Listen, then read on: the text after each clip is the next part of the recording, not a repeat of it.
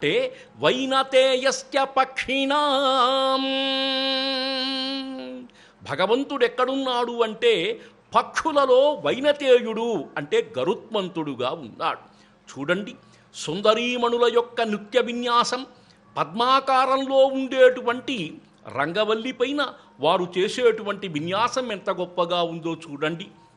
భద్రగజములు, వాటిపైన మావటీలు, వారు పట్టుకున్నటువంటి ఛత్రములు, వాటికి అలంకరించబడినటువంటి ఆభరణములతో స్వామిని ఈరోజు మేము మోస్తున్నాం కదా, స్వామిని మేము తీసుకువెళ్తున్నాం కదా, స్వామికి స్వాగతం పలుకుతున్నాం కదా అనేటువంటి టీవీతో అవి కదలటం ఆనందదాయకంగా ఉంది.